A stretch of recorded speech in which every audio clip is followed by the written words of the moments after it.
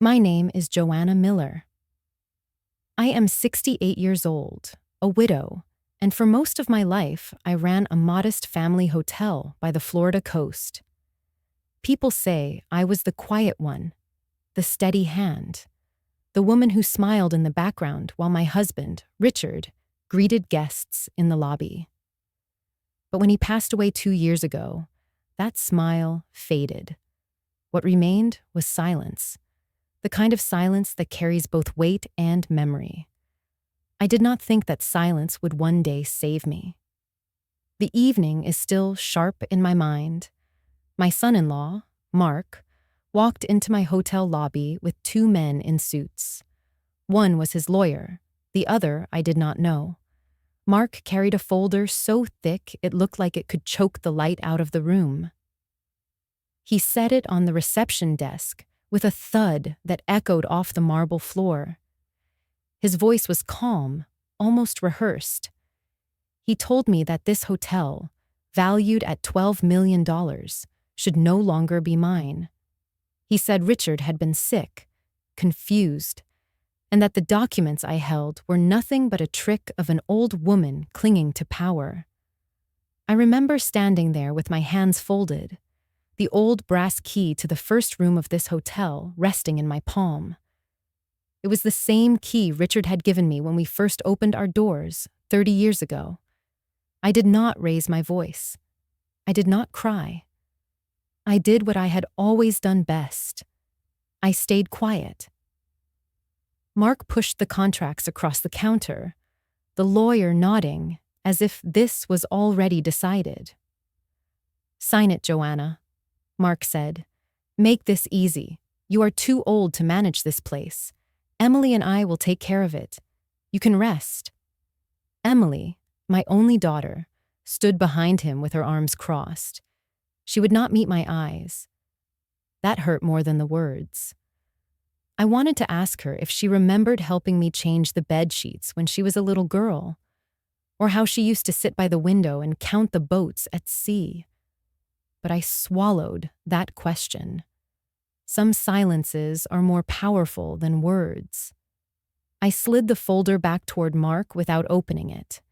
Then I walked behind the counter, opened my laptop, and clicked a file that had waited there, hidden, for months. The screen flickered.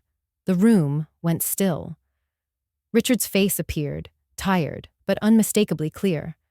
His voice filled the lobby. "If you are watching this, Joanna, it means what I feared has come true. Mark, I know you. I know your hunger. This hotel is not yours. It belongs to Joanna.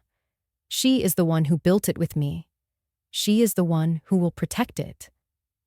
I did not look at Mark immediately. I watched his reflection on the glass frame of the front desk. His face drained of color. The lawyer shifted uncomfortably.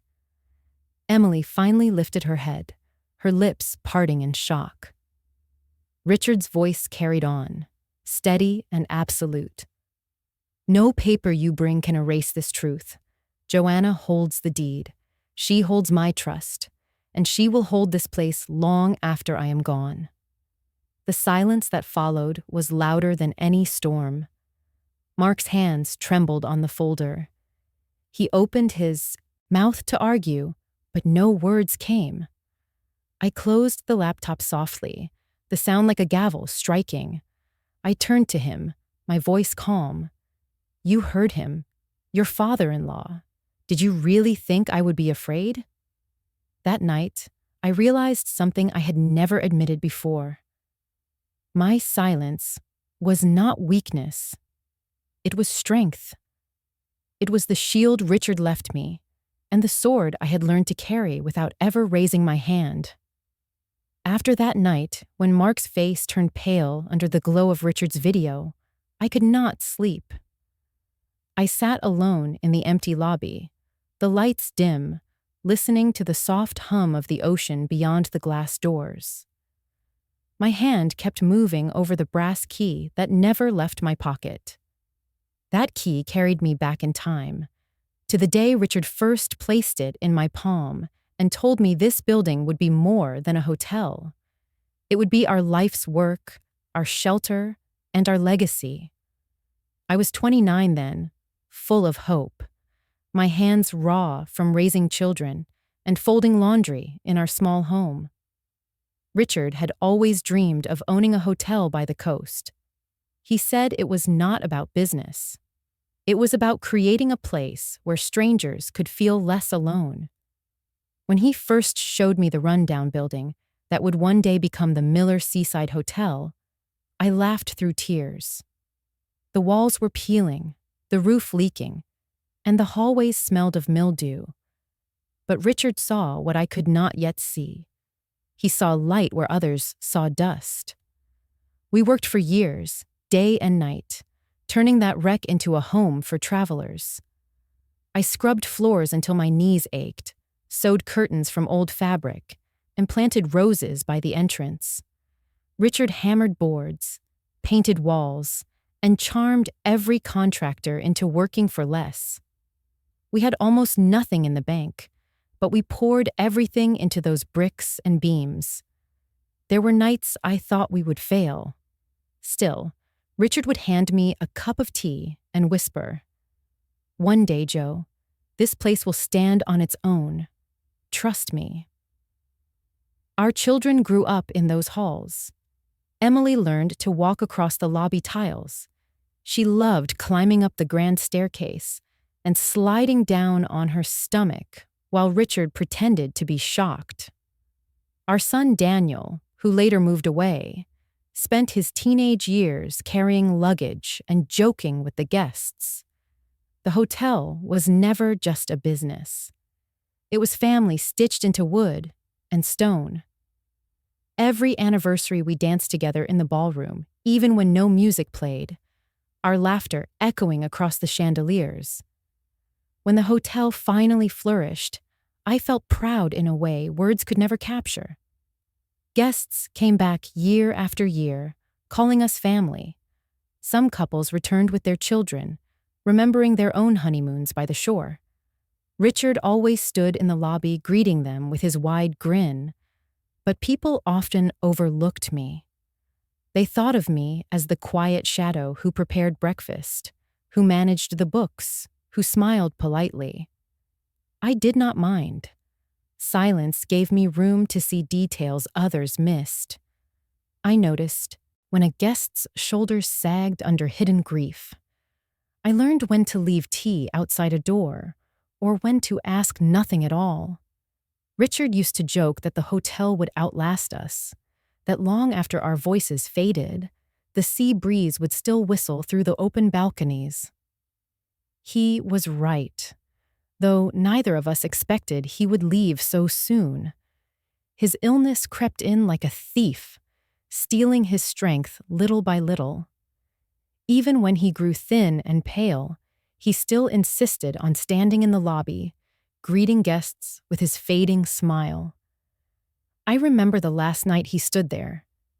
He held my hand tightly and whispered, "Promise me you will keep it safe, Joe.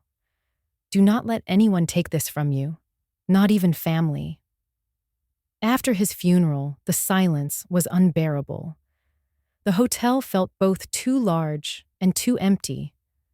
I wandered the hallways, touching the walls we had painted together, running my fingers over the wooden banister we had polished. The brass key felt heavier than ever, as if Richard had poured all of his faith into that small piece of metal. I wore it on a chain around my neck, tucked beneath my blouse, close to my heart. But grief has a way of drawing predators. Mark noticed how fragile Emily had become, and he began speaking of selling the hotel. He called it outdated, insisted we needed investors, spoke of $12 million as if it were just numbers on paper. He never understood that this place was not money. It was memory. When I tried to explain, he smiled with pity, as though I were a foolish old woman lost in nostalgia. Sometimes at night, I would sit in the empty dining hall, hearing the echoes of voices long gone, the clatter of forks, the laughter of guests, the soft hum of Richard's stories. I would close my eyes and remind myself of the promise I had made. This hotel would not fall into greedy hands. It was built on love, on sacrifice, on years no money could buy. That brass key, still warm from my palm, reminded me every day. As long as I held it, I still held Richard's trust. And though the world believed silence meant surrender, I knew silence could also mean strength. That strength would be tested soon. The memories of building the hotel with Richard, of raising our children in its halls, made it even harder to face the cracks that began to spread through my family after his death. Grief should have pulled us closer. Instead, it became the wedge that slowly split us apart. I often wonder if I missed the signs earlier, or if I simply did not want to believe that love within a family could sour when money and ambition crept in. Emily, my daughter, had always been the gentle one. As a child, she clung to my skirts, followed me into the kitchen, and asked endless questions about the guests. She grew up with the hotel in her bones, and I thought that meant she would always protect it. But love changes when people do. When she married Mark, I welcomed him with open arms, though something in my chest tightened the first time I saw his smile. It was charming, polished, yet hollow, as if he had practiced it in the mirror until it could fool anyone. I convinced myself I was being unfair. After all, what mother does not want to believe her daughter has chosen well? At first, Mark seemed helpful. He offered to assist with the accounts, claiming his background in finance could modernize our methods. He spoke about marketing, partnerships, and expansion. Emily's eyes shone with pride as she listened to him, and so I stayed quiet. Silence was easier than sowing discord, but gradually, Mark's ideas shifted from support to control. He talked less about improving the hotel and more about selling it. $12 million, he repeated, as if the number alone should erase decades of sweat and memory. Emily began to echo his words, not with conviction, but with a nervous sort of loyalty to her husband. That loyalty cut me more deeply than any direct insult ever could. The distance between Emily and me grew quietly. She stopped spending nights at the hotel, claiming her own home needed her attention. When she did visit, she no longer lingered in the lobby or asked about the guests. Instead, she stood beside Mark, nodding while he questioned me about expenses or hinted that my health made me unfit to manage operations.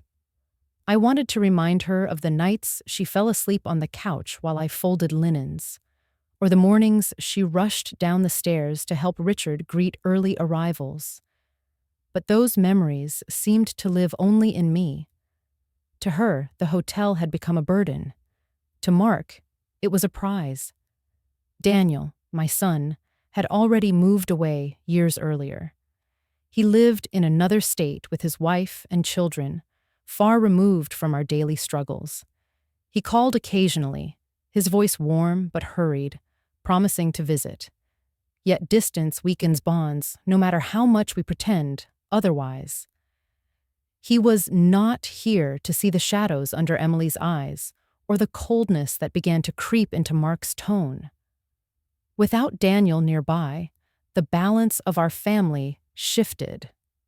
Emily leaned further into Mark's orbit, and I became the solitary figure, clinging to a past they wanted to erase. The first open fracture came during a Sunday dinner. I had cooked Emily's favorite roast chicken, hoping the familiar taste would soften her. Instead, the evening unraveled quickly. Mark raised his glass of wine and declared, "It is time we think of the future. This hotel is worth $12 million. With that money, Emily and I could start something new, something bigger. Joanna deserves peace, not the burden of running this place. Emily nodded, though she avoided my eyes. The silence at the table was heavy, broken only by the ticking of the clock on the wall. Finally, I set down my fork and answered softly.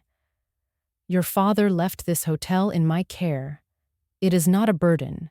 It is his gift, and it is mine to protect. Mark's smile tightened. Emily bit her lip. The fracture had opened, and there was no closing it. Again. From then on, every interaction was a negotiation. Mark pressed harder. Emily wavered more. She loved me. I believe that still. But she loved him too, and in her heart she thought standing by her husband was the right thing to do. I cannot entirely fault her. Marriage asks for loyalty. But loyalty without discernment is dangerous. It can blind as easily as it can bind. And so our family dinners grew rare, our phone calls shorter, and my daughter's laughter, once the sweetest sound in this building, faded into a memory. It is a particular kind of pain to watch your family unravel, not with shouting, but with quiet withdrawal. I often sat in the dim light of the dining hall, the brass key in my hand, whispering Richard's name under my breath. What would you say to her? How would you reach her? The walls had no answers.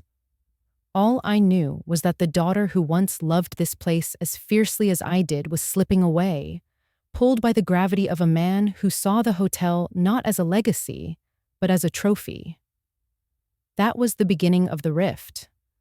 The love we once shared, the bond forged through years of hard work, was cracking. And in that crack, ambition seeped in, cold and relentless. I could feel the storm building, and I knew it would not pass quietly. The tension in my family reached its breaking point when the lawyer summoned us to his office. Richard's will had been prepared long before his illness advanced, but the moment of its unveiling carried a weight that none of us could ignore. I walked into the paneled room with my hands folded over my lap, the brass hotel key hidden beneath the sleeve of my blouse. Emily and Mark were already seated at the long oak table, their expressions unreadable. Mark tapped his fingers against the polished surface, as though he were counting seconds until he could claim what he thought was his. Emily sat stiff, her eyes fixed on the floor. Mr. Harris, Richard's longtime attorney, adjusted his glasses and opened a leather-bound folder. His voice was solemn but steady. Richard Miller left clear instructions regarding the distribution of his estate. My heart pounded. I knew what Richard had promised me, but hearing it aloud felt like crossing a line from memory into truth. Harris continued, to his daughter, Emily, Richard leaves a financial inheritance in the form of investment accounts and cash, amounting to $3 million. To his son, Daniel, he leaves a similar share of $3 million, in trust to support his family and children. He paused and glanced toward me before turning the page. And as for the Miller Seaside Hotel, its property, assets, and rights of management, Richard designates these in full to his wife, Joanna Miller. The words filled the room like a bell tolling in a cathedral. Final. Absolute. I caught my breath, not from surprise, but from the realization that Richard's voice had just spoken through paper. He had chosen me, trusted me, even in his absence. Emily shifted in her chair, her knuckles white. Mark, however, reacted instantly. His jaw clenched, and his hand slammed down against the table so hard that the folder rattled. $3 million each for the children, but she gets the entire hotel? His voice carried outrage, as if Harris had personally betrayed him. This is absurd. Richard was clearly not of sound mind. Harris looked at him calmly.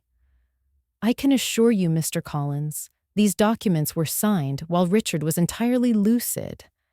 They are legally binding. Emily's voice wavered. Mother, is this true? You received the hotel, and only the money? I turned to her gently. Emily, your father made this decision not to hurt you, but to protect what he built.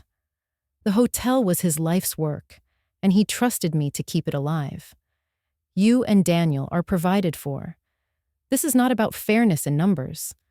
It is about honoring what he cherished.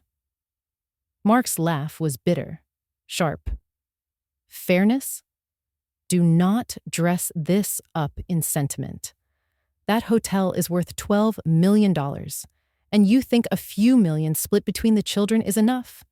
You manipulated him. Everyone knows illness clouds the mind. He was weak, and you whispered in his ear. The cruelty of those words cut deep. I steadied myself, fingers pressing into the brass key under my sleeve, its edges digging into my palm.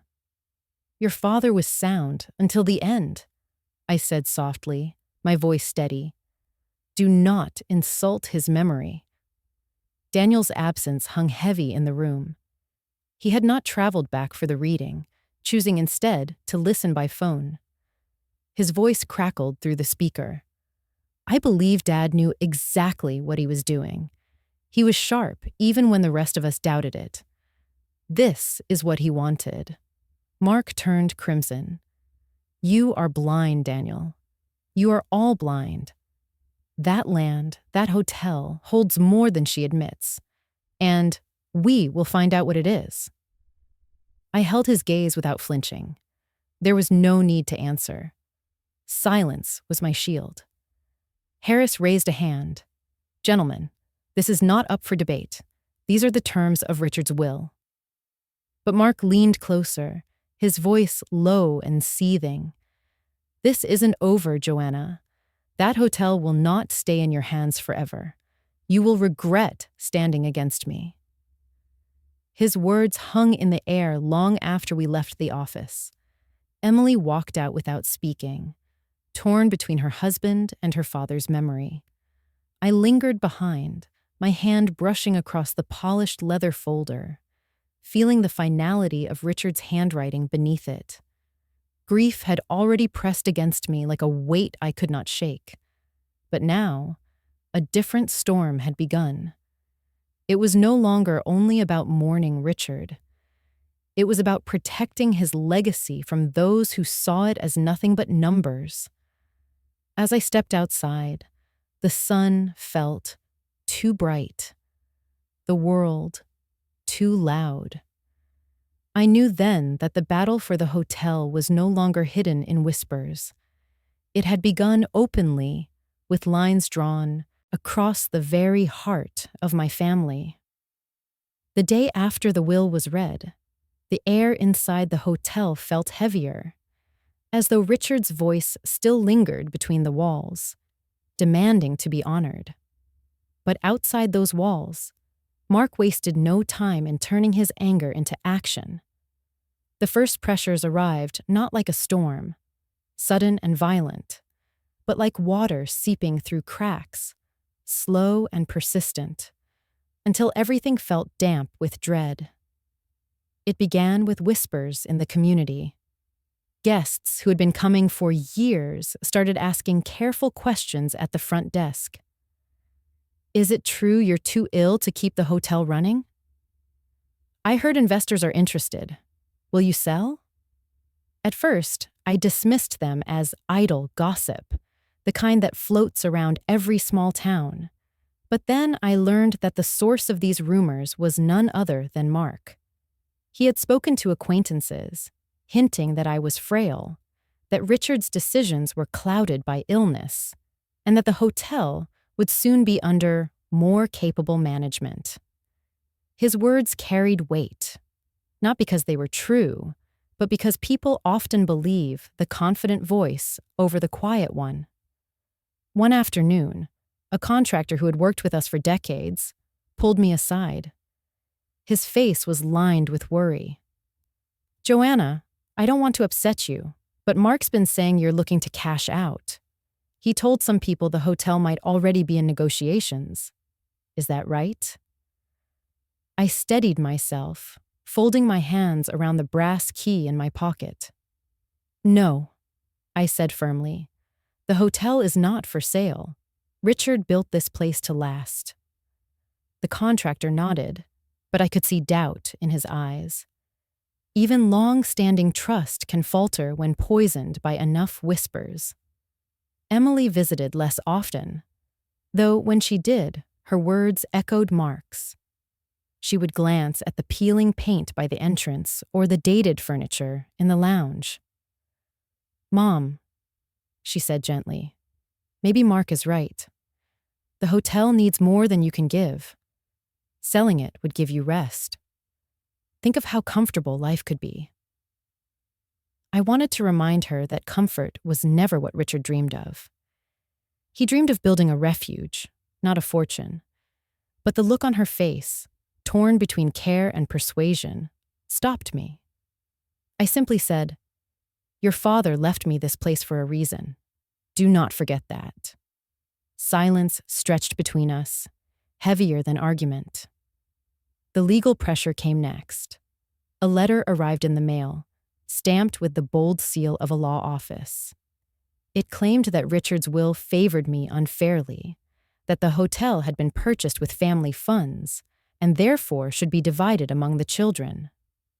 The words on the page blurred as I read, but the intent was sharp. It was not a lawsuit yet, but it was a warning shot, a promise of battles to come. I brought the letter to Mr. Harris, the lawyer who had read the will. He adjusted his glasses, sighing. "This is their attempt to scare you. It does not hold ground legally, but it may complicate future dealings. They want to create uncertainty, to make investors nervous and pressure you into compromise." I sat quietly, listening, my hands folded in my lap. Fear pressed against me, but I would not show it. "Then let them," I replied softly. "Richard trusted me to protect this place. I will not betray him." The financial strain followed. Suppliers who once extended credit began asking for early payments. A bank officer called, inquiring whether I was considering restructuring loans. It was subtle, but clear. Mark had reached them, spreading seeds of doubt about my stability. Running a hotel is never easy, but running one under suspicion is like trying to walk on shifting sand. Each step takes twice the effort. At night, I wandered the empty corridors, the echoes of my footsteps a reminder that silence can be both companion and enemy. I pressed the brass key to my chest and whispered into the darkness. "Richard, they are trying to break me before the fight has even begun. But I will not bend." The first pressures were not about taking the hotel outright. They were about weakening me, isolating me, making me question whether I had the strength to carry on. But in those quiet hours, I realized something. Pressure reveals the shape of what it presses against, and as much as it hurt, it also revealed what was unshakable within me. I was not the woman they thought they could bully. I was the woman Richard trusted. When I finally looked in the mirror one evening, my face lined with exhaustion, I repeated his words. "Promise me you will keep it safe." My reflection stared back, tired but unbroken. "I promise," I whispered. And in that promise, the first cracks of their pressure began to strengthen my resolve instead of shattering it. The pressures from Mark's whispers and letters left their mark, not only on the hotel's reputation, but on my own spirit. I carried myself through the days with calmness on the outside, yet inside my chest, the storm churned. When the sun fell and the guests retreated to their rooms, the silence of the hotel magnified every doubt, every memory, every unspoken word.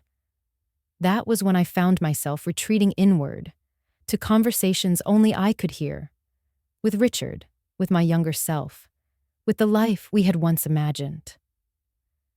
I would sit at the small wooden table in the dining room after midnight, the brass key pressed between my palms.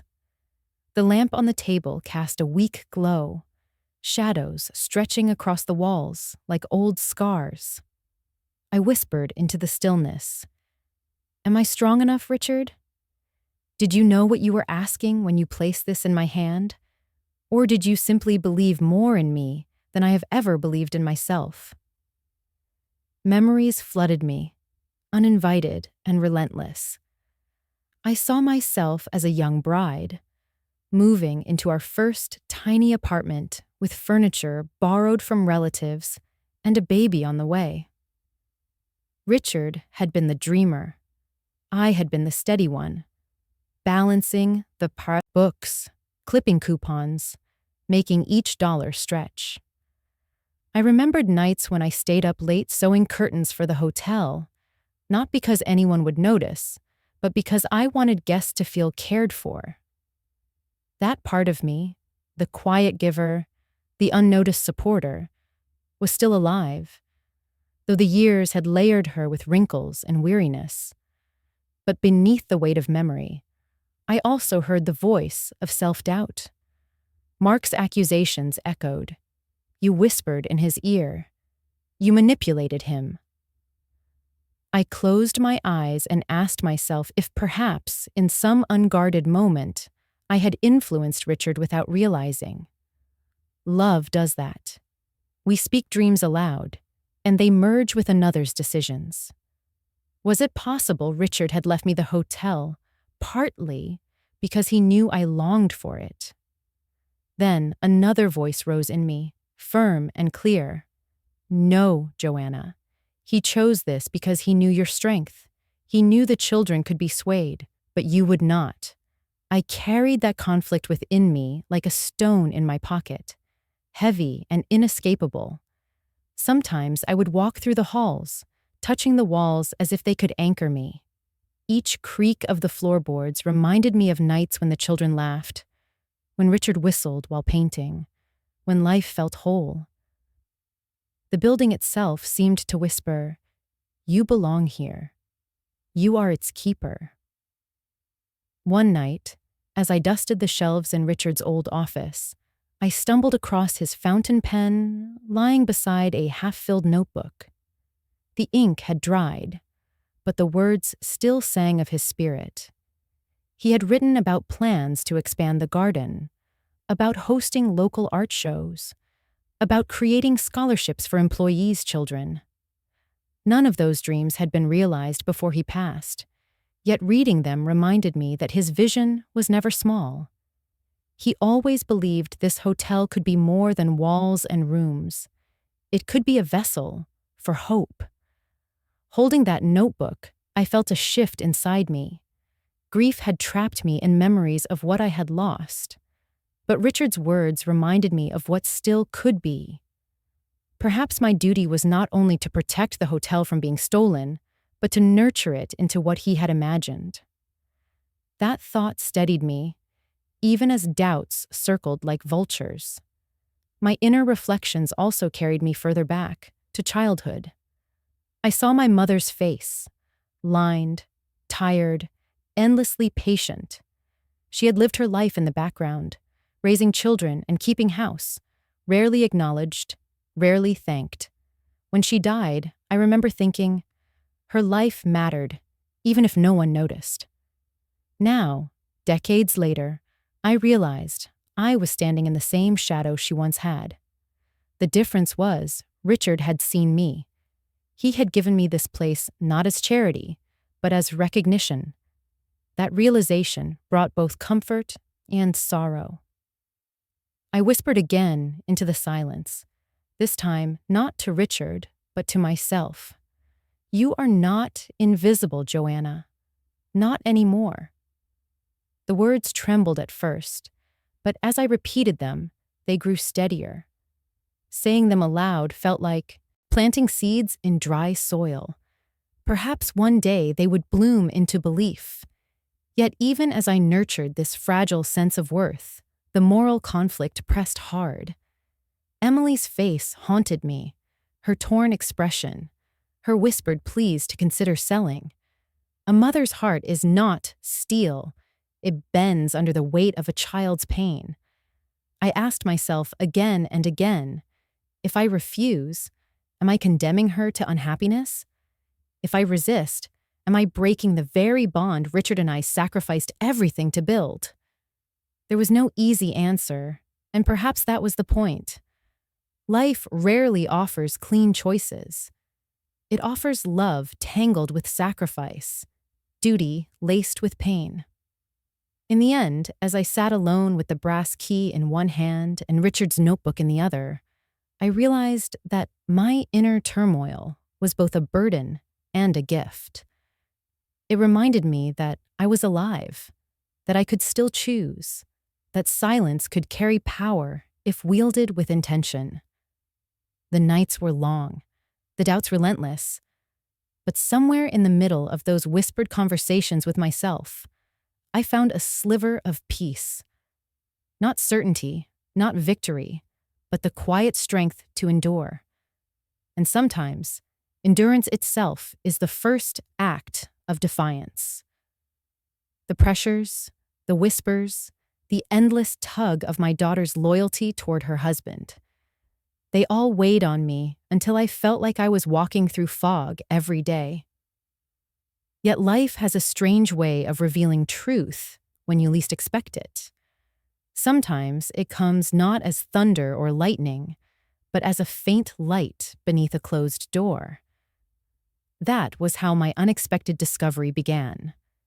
It was late evening when I decided to clean Richard's old study more thoroughly than I had since his passing. The office had always been his sanctuary, a place lined with heavy books, maps of coastal towns, and framed photographs of happier years. I had avoided it out of grief, afraid that stepping into his space would remind me too painfully of what I had lost. But on that night, something pulled me there. Perhaps it was the silence. Perhaps it was my own restless heart. I opened the desk drawers one by one, sorting through pens, old receipts, and faded letters. The brass lamp on the desk flickered as though it too were reluctant to shine on forgotten corners. Then I noticed something odd, a drawer that seemed shallower than it should have been.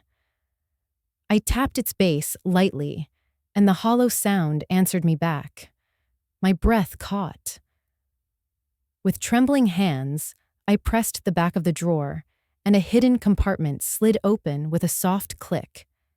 Inside lay a stack of envelopes bound with a leather string, a small black notebook, and a USB drive tucked into an envelope marked with my name in Richard's unmistakable handwriting. For a long moment, I could not move. My hands rested above the items, as though touching them would awaken Richard's voice. Finally, I pulled the envelope free, sat down in his chair, and opened it. The letter inside was written in his hand, steady despite the illness that must have been tightening around him. "Joanna," it began, "if you are reading this, it means I did not have the chance to speak these words aloud. I want you to know everything I have hidden, not out of mistrust, but out of love. You will need this truth more than you know." My heart pounded. I unfolded the rest of the letter, his voice echoing with every line. He explained how he had anticipated resistance from Mark, and perhaps even doubt from Emily. He had seen their ambition growing like ivy, creeping silently until it threatened to choke the walls of what we had built. To protect me, he had kept certain documents secret, proof that the hotel had been purchased entirely with his personal savings, not family funds. Receipts, contracts, deeds, all stored carefully, beyond the reach of anyone who might twist the story. I did this because I know you, Richard wrote. You will not raise your voice. You will not shout or fight as they expect. You will stand with quiet strength. And for that, you need evidence. My hands shook as I reached for the black notebook. Inside were detailed records, bank statements, notes from meetings with accountants, even copies of checks Richard had written himself. Each page was a brick in the wall of proof, built silently while illness crept into his body. At the end of the notebook, I found a sentence scrawled in his fading hand. Silence is not weakness when the truth speaks louder than words. The USB drive was the final piece. I carried it to my laptop, my breath shallow, my palms clammy. The screen flickered, and there he was. Richard's face filled the frame, pale, thinner than I wanted to remember, but his eyes still burned with clarity. Joanna, he said softly, if you are watching this, they are challenging you. Do not doubt yourself. Do not doubt me. The hotel is yours because only you will honor what it truly is. He paused, his voice growing firmer. Mark will try to take it. He will poison Emily with promises. But I have kept records, and now you have them. Use them wisely. Do not fight with rage. Fight with patience, with the truth, with the law. That is how you will win. I pressed my hand to my mouth, tears streaming as if the past had pierced the present. For the first time since his death, I felt Richard's presence not as memory, but as guidance. He had not left me defenseless. He had prepared me for this battle with the foresight of a man who knew love is not just comfort, but protection. As I sat there, the brass key around my neck glinting under the lamp, I realized this discovery was more than evidence. It was a reminder that Richard and I had always been partners. Even in his silence, he was still speaking to me, still trusting me. And for the first time in months, I did not feel alone. The fog that had weighed on me began to lift.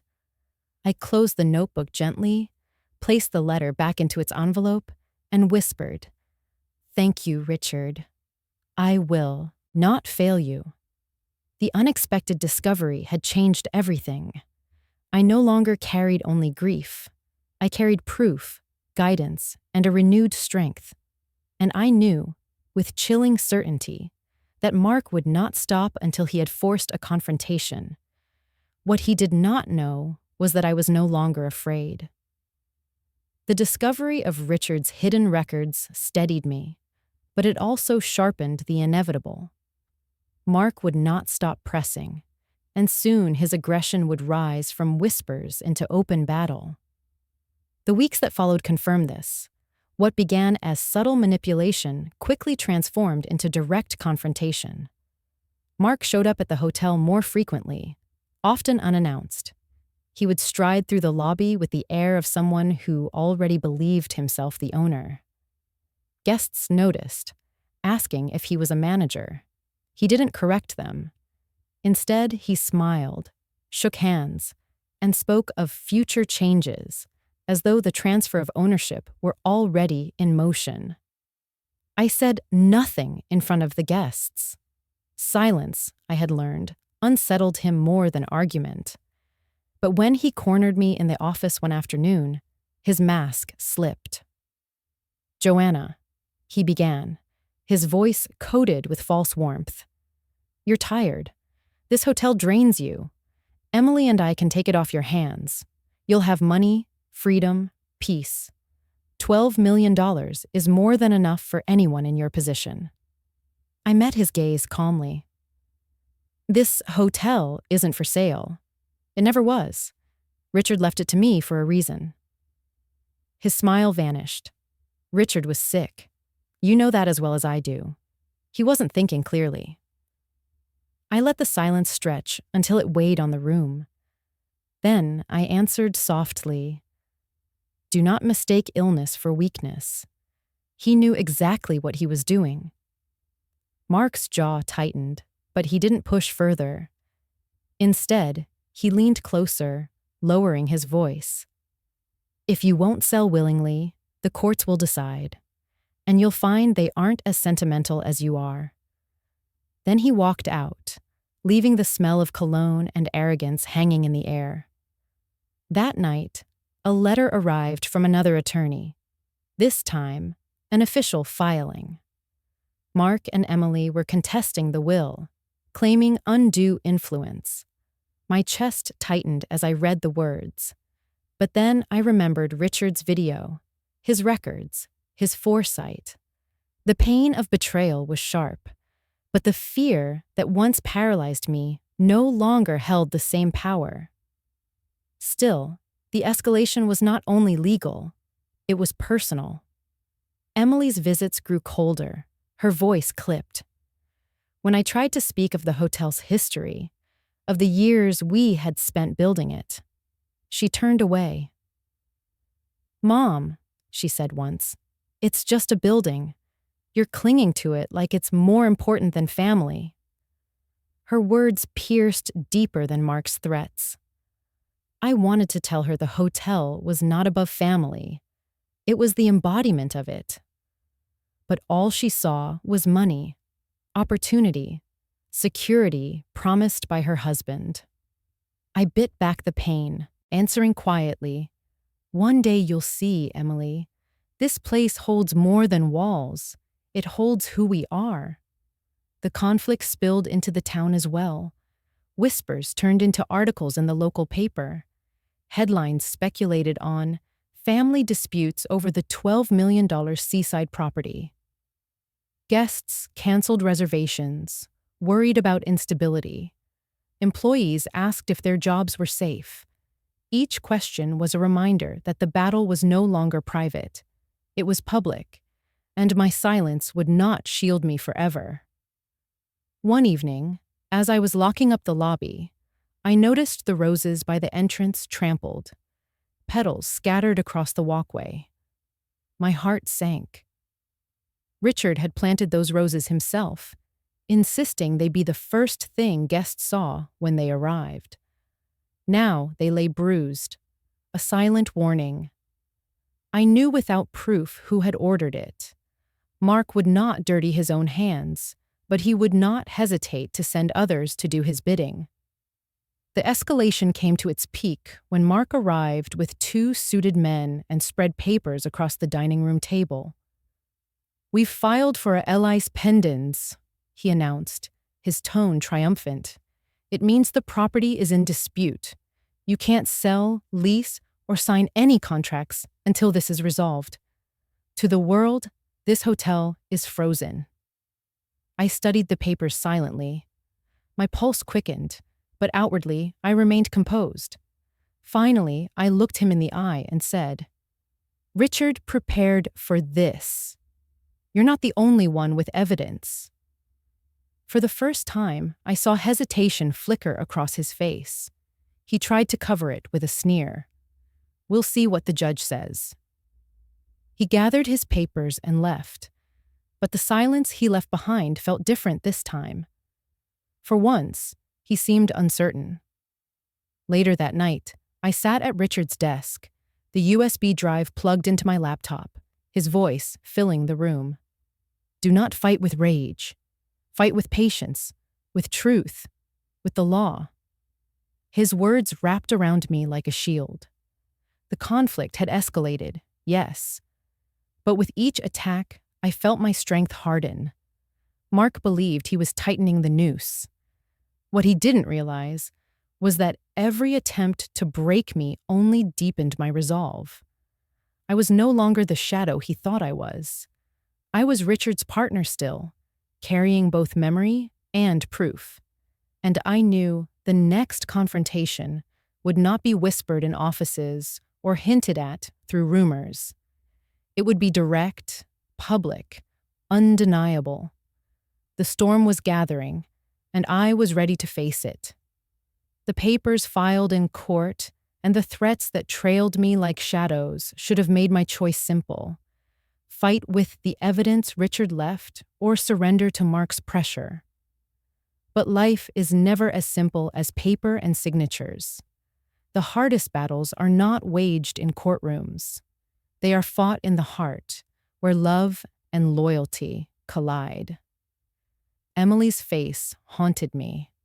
My daughter, the child I once held against my chest as she cried from fever. The girl who whispered secrets into my ear when she was too shy to tell anyone else. She now stood on the other side of the battlefield.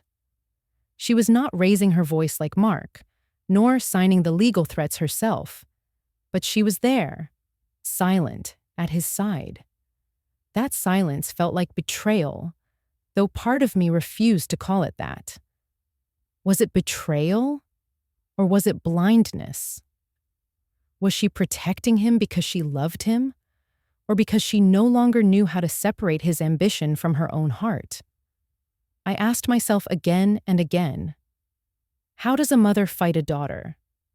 Every instinct in me wanted to shield her, to protect her from the consequences of her husband's greed. Yet each time she came into the hotel, standing a step behind Mark with her eyes lowered, I realized she was not only his wife, but also his accomplice through silence. That truth gnawed at me. One night, I walked the hallways with the brass key around my neck, my hand pressed against it as if it were a cross to ward off doubt. I thought of my mother, who had lived her life giving without ever asking. She endured disrespect quietly, believing it was her role.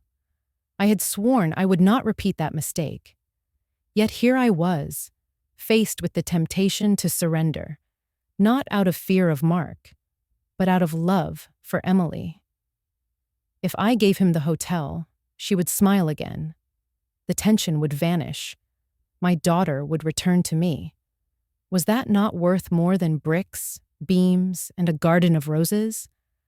But then Richard's voice echoed in my memory, steady and unyielding. Promise me you will keep it safe, Joe. Do not let anyone take this from you, not even family. That promise was both anchor and burden. It reminded me that protecting the hotel was not about money. It was about protecting the years of sacrifice, the symbol of love and partnership, the space that carried the spirit of everyone who had walked its halls. If I gave it up, I was not just betraying Richard. I was betraying myself. The moral conflict deepened when Daniel called.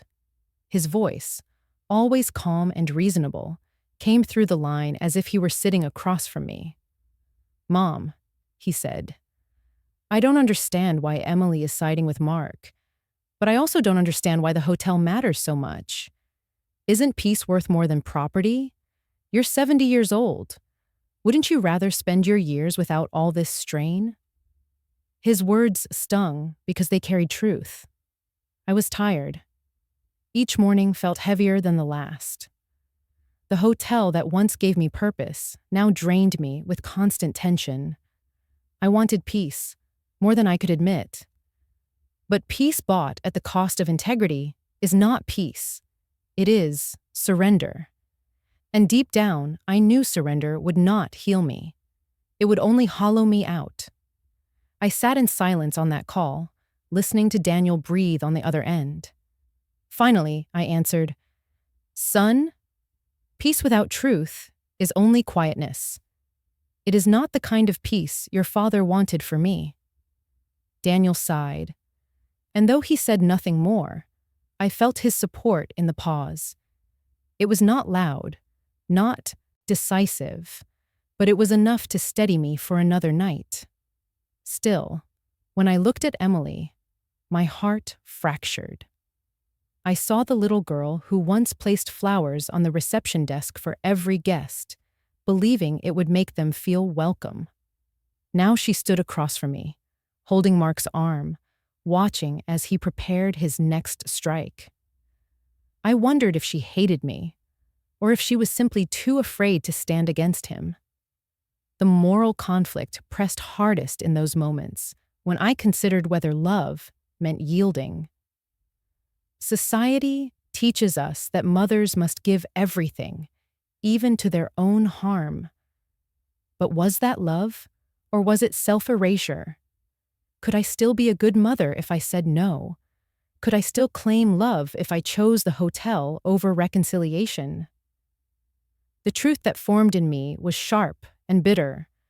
Sometimes love means drawing boundaries. Sometimes protecting what is right requires allowing your child to stumble, even fall. That realization hurt more than any lawsuit. It meant that to honor Richard, to honor myself, I might have to let Emily walk her chosen path, even if that path led her away from me. I stood in the ballroom one evening, the chandeliers dimmed, the silence heavy. I whispered into the empty air, "If protecting this place costs me my daughter's love, then let it be. Because one day, when the fog clears, she will know I stood for what was true." My voice trembled, but I did not falter. The moral conflict had no clean resolution, no simple right or wrong. It was love twisted with pain, loyalty tangled with betrayal. Yet in that struggle, I felt something awaken within me. Strength was not choosing one over the other. Strength was enduring the fracture without losing myself. And so, though the battle with Mark loomed larger, the greater war was already inside me. And each night I chose, sometimes through tears, sometimes through silence, not to surrender what mattered most. After the moral line, I drew in my heart. The days turned quieter outside and sharper within me. I worked the front desk with the same measured smile guests remembered. Inside, resolve sat like concrete each day. Silence can be surrender. It can also be intention. I chose intention. Mark did not thunder through my life. He tapped like a knuckle on glass.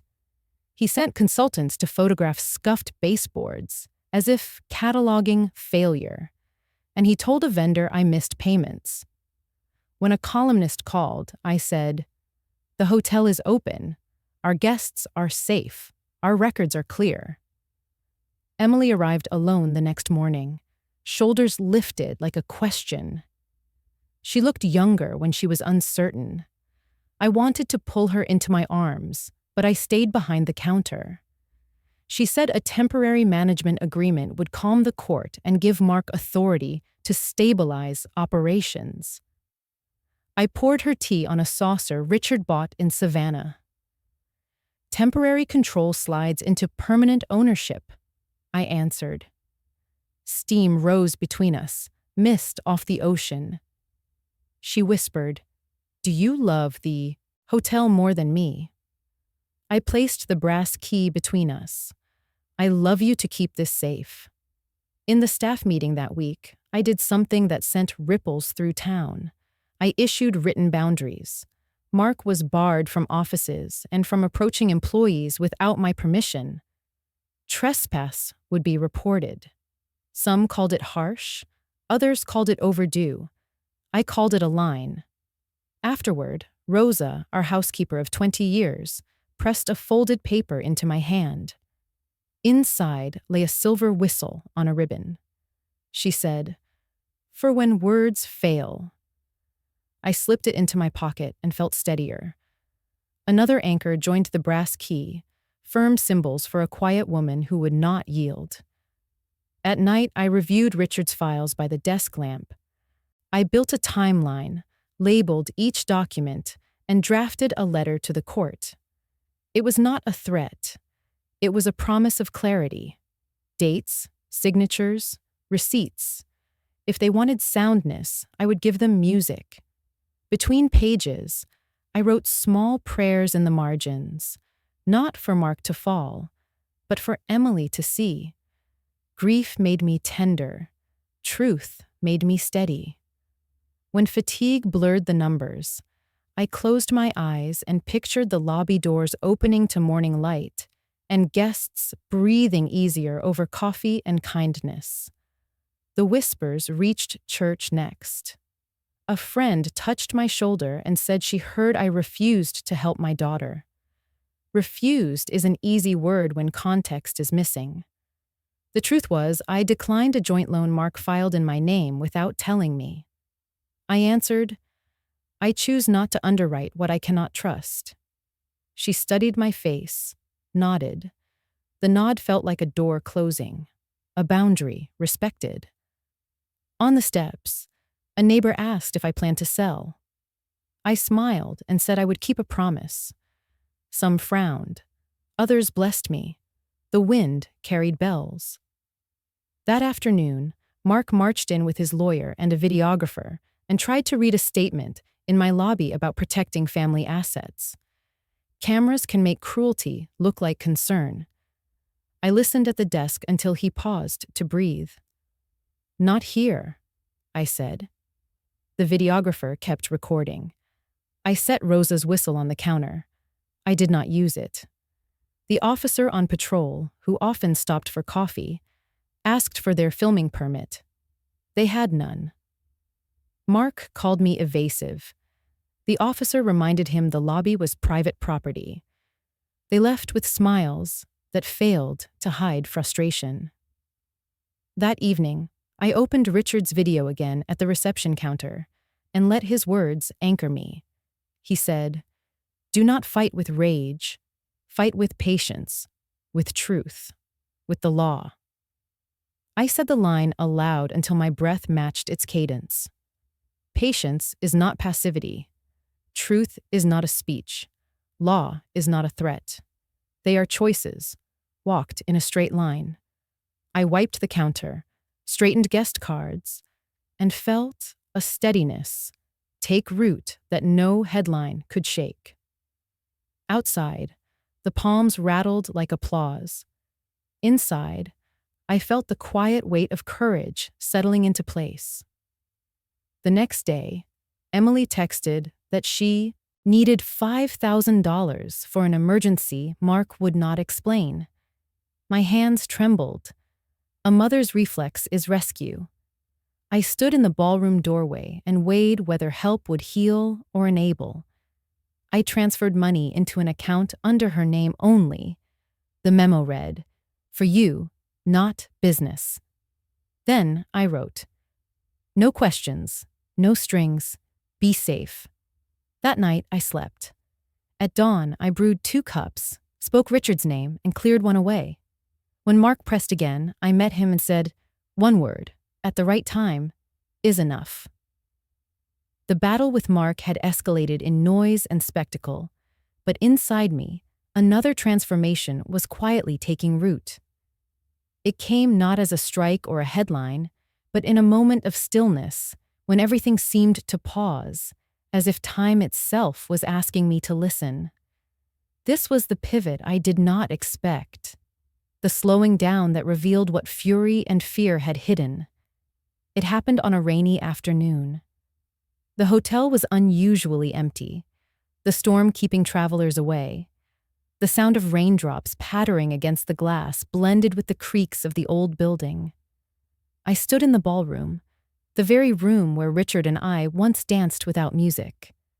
The chandeliers above were dim, their crystals dull in the gray light. For a moment, I imagined his hand at my waist, the brush of his lips against my ear. And then I was alone again, my arms hanging at my sides, heavy as stone.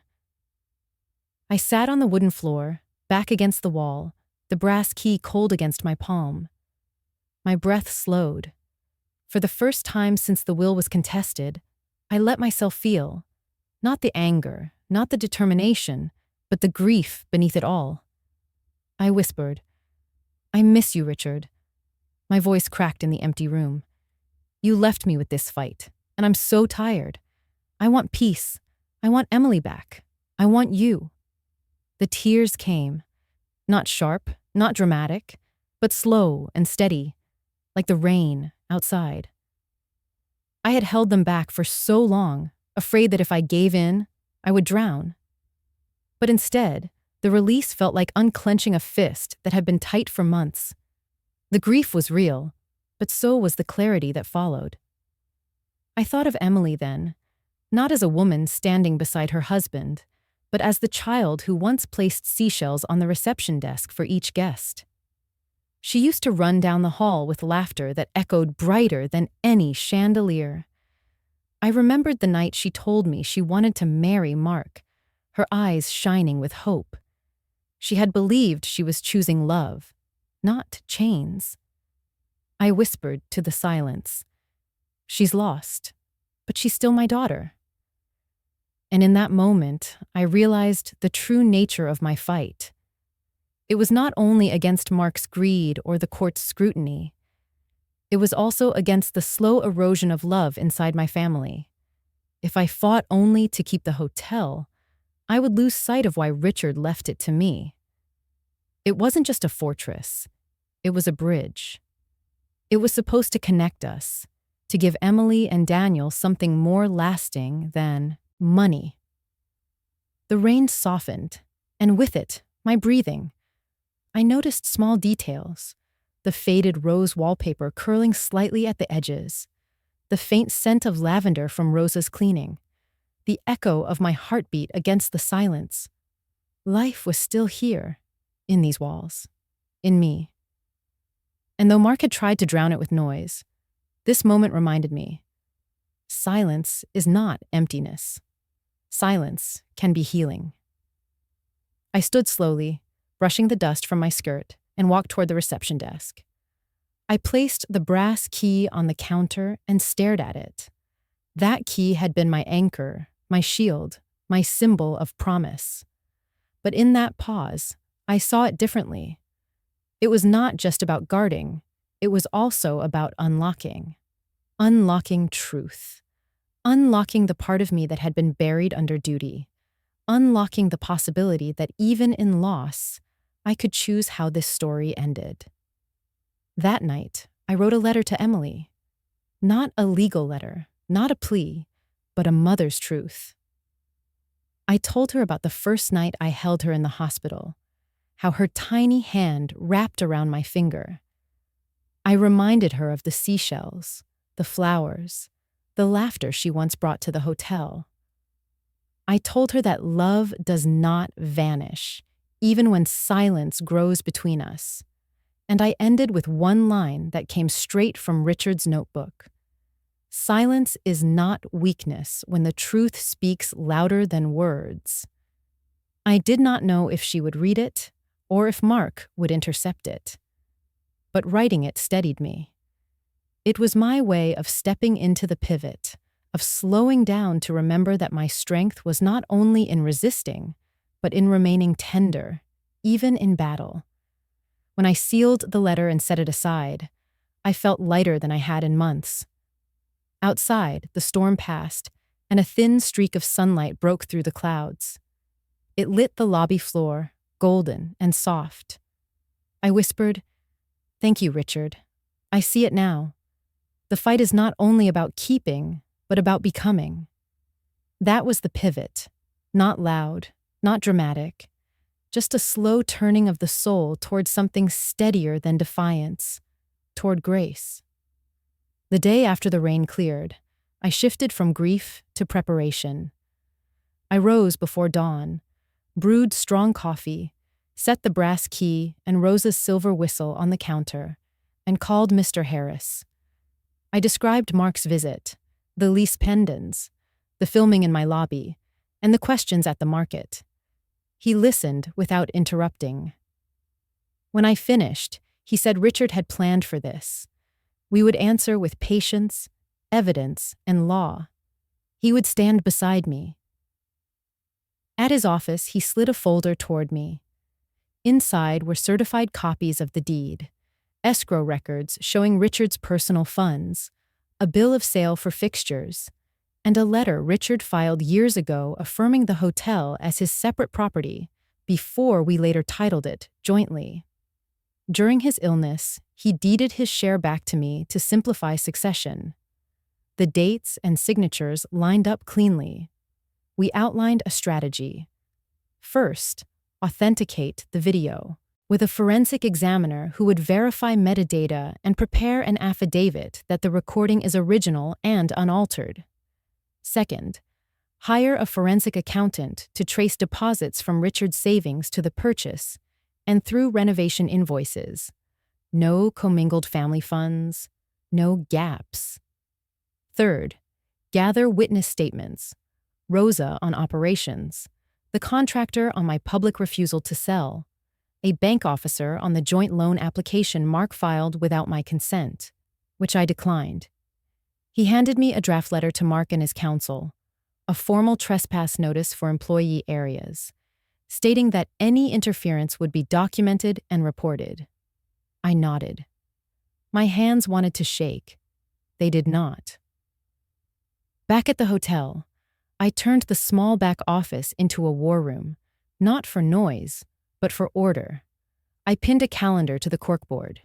Colored tabs marked filings, deadlines, and discovery. I labeled 3 binders: title, funds, testimony. Into the first, I placed the deed chain. Into the second, bank statements and receipts. Into the third, draft declarations to be signed next week. The rhythm calmed me. Pete, our night manager, tapped the doorframe and stepped in with his cap in his hands. He is 50, a father of 2, and the kind of man who notices when a guest is pretending to be fine. I heard about the filming, he said. If you need me to speak about what this place means, I will. I asked him to write a statement. He agreed.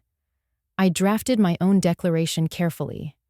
I did not accuse beyond what I could prove.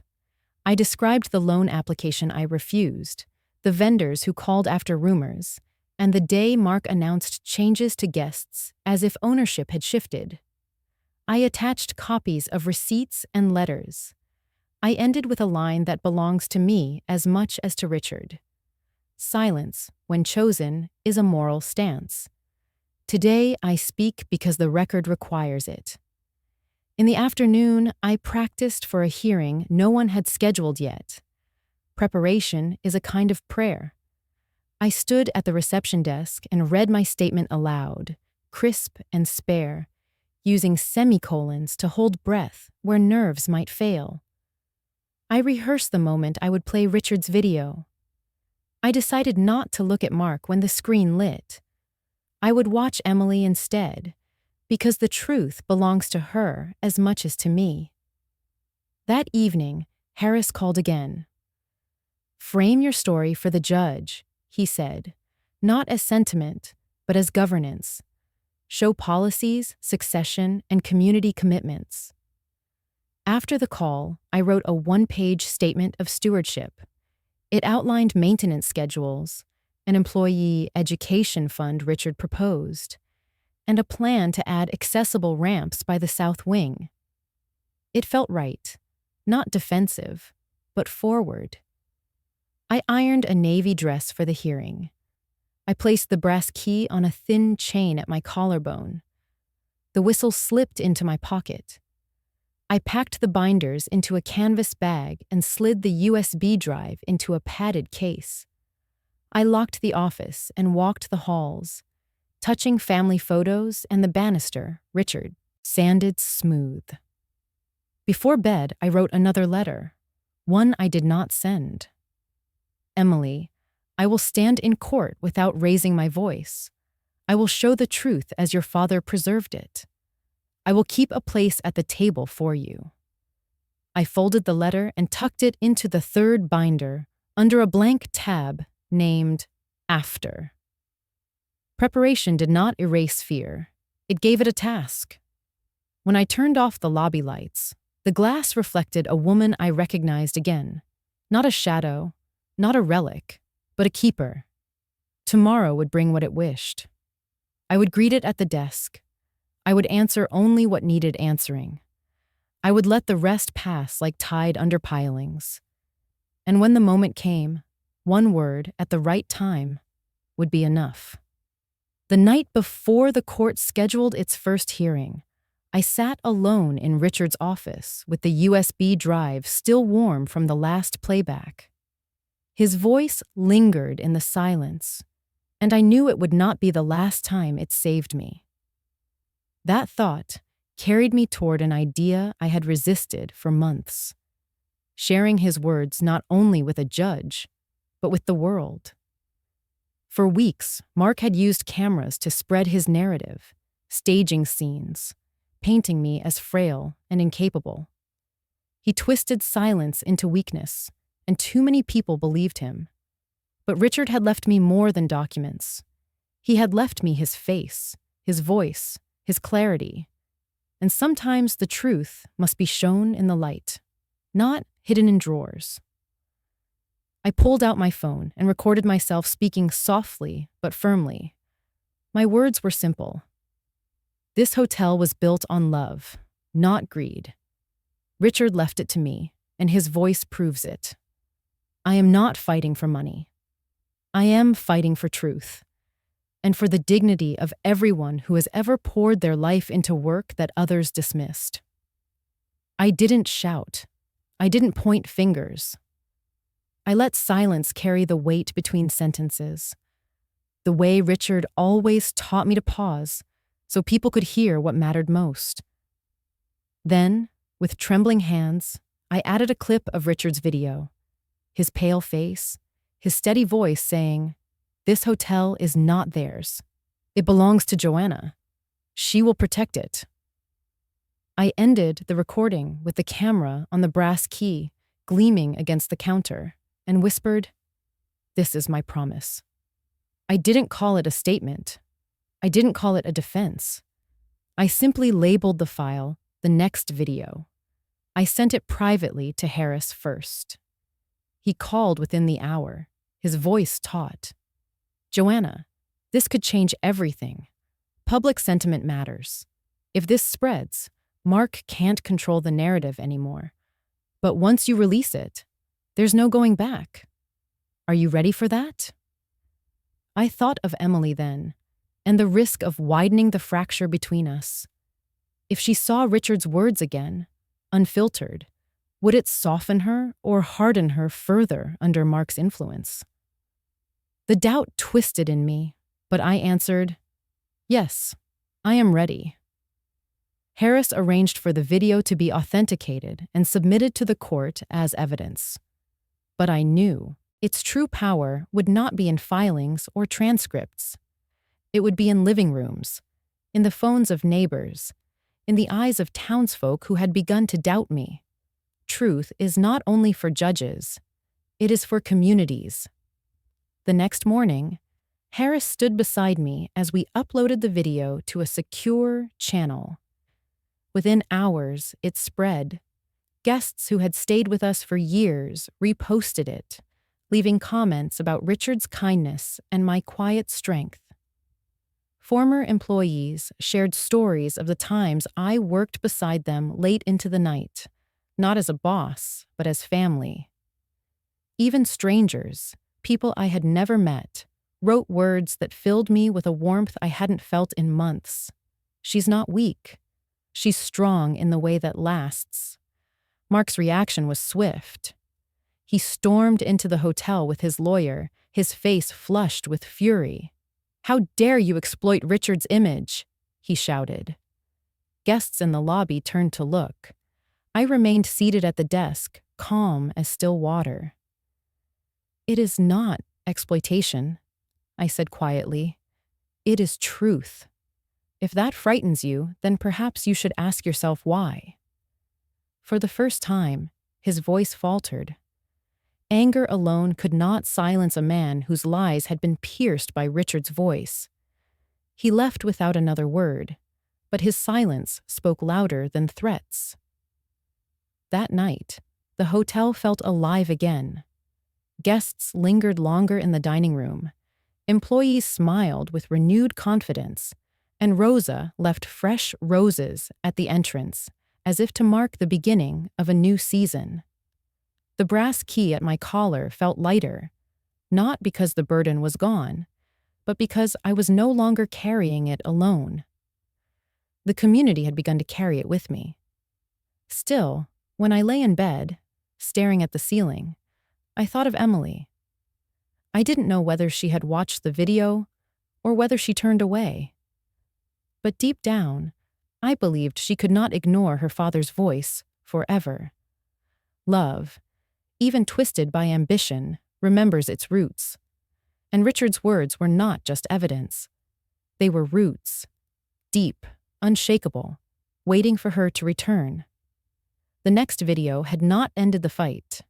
If anything, it escalated it. But it changed the battlefield. No longer was I the quiet widow defending herself against rumors. I was a woman standing in the light, with proof in one hand and patience in the other. And as I closed my eyes that night, I whispered into the darkness, "Richard, I did what you asked. I showed them the truth." The video had shifted the ground beneath Mark's feet, and I could see it in the way he entered the hotel the next morning. Gone was the easy arrogance, the smirk that once lingered on his lips. Instead, there was something brittle about him now, something cracked beneath the surface.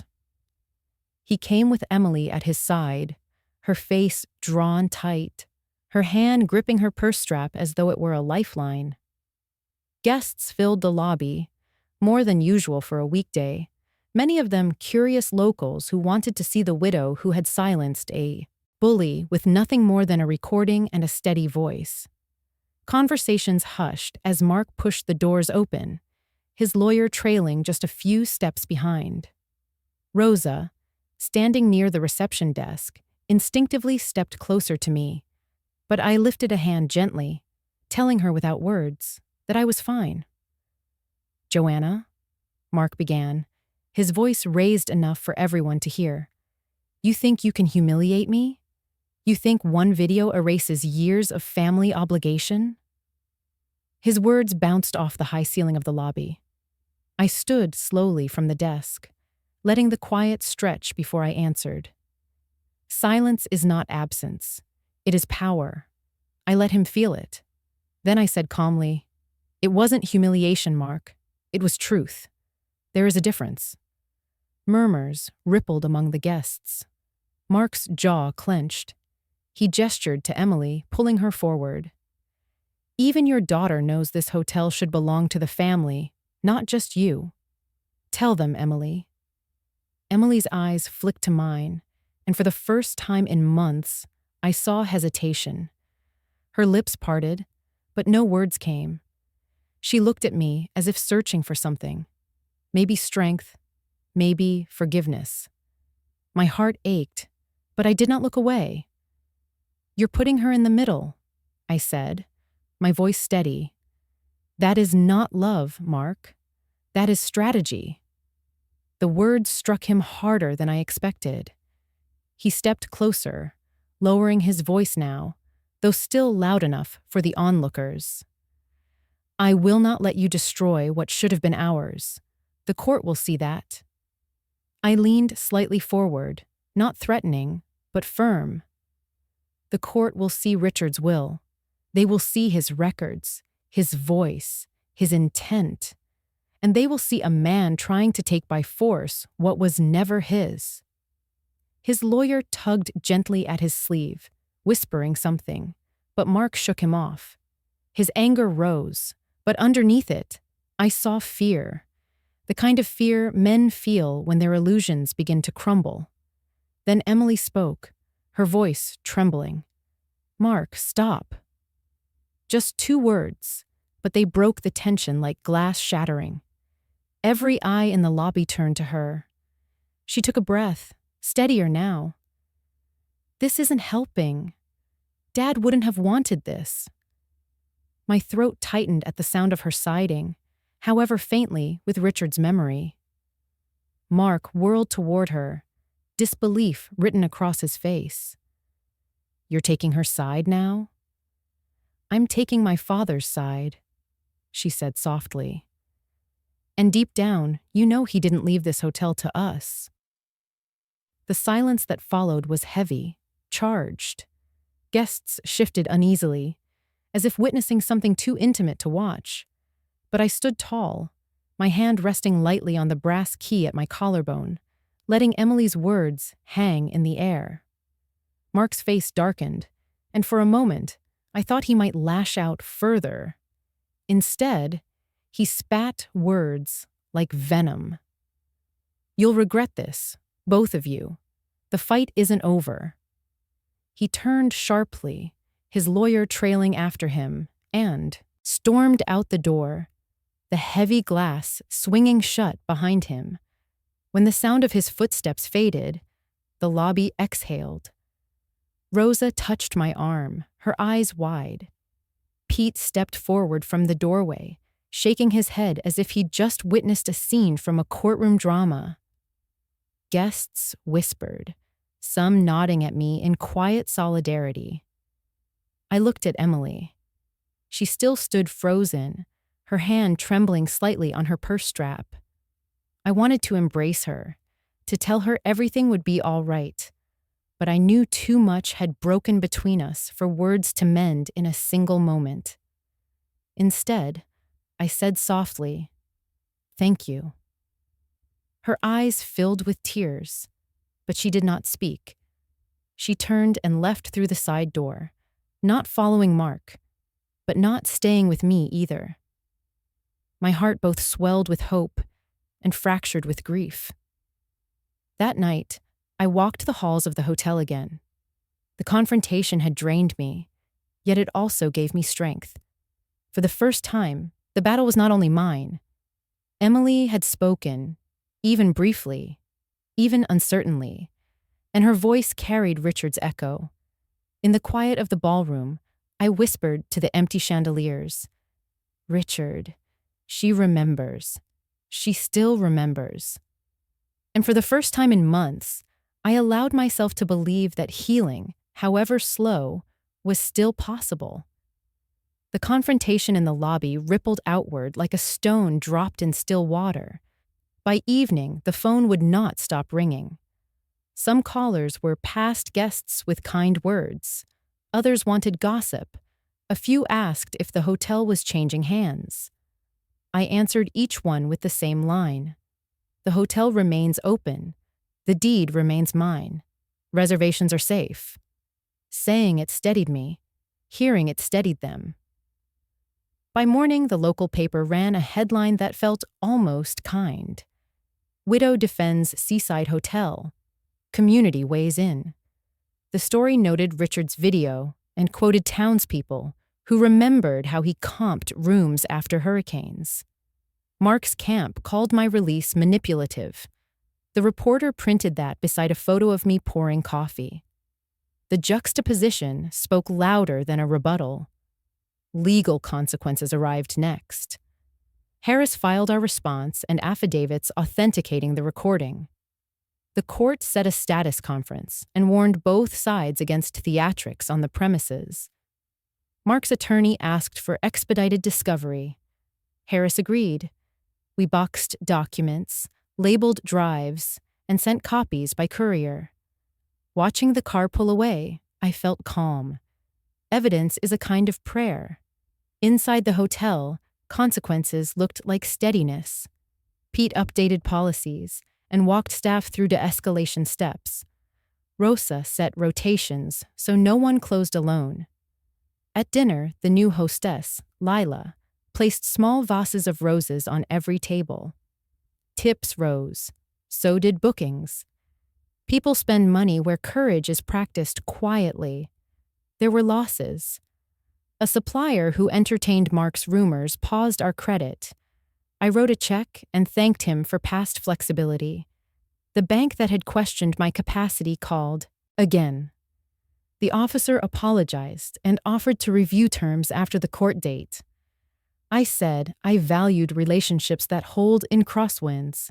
He did not push. Emily did not go home with Mark that night. Pete saw her parked at the public beach, staring at the water, and called me. I brought 2 paper cups of tea and handed one through the window. We sat without speaking while the surf filled the space. She said she watched the video alone. She cried. She did not know how to honor both her husband and her father. I told her she could begin by honoring herself. She asked if I hated Mark. The question tasted like iron. Hate is a corrosive luxury. I cannot afford it. I said I would negotiate in daylight. I would not trade the hotel for peace that ends by sundown. I would protect her even when she mistook it for defiance.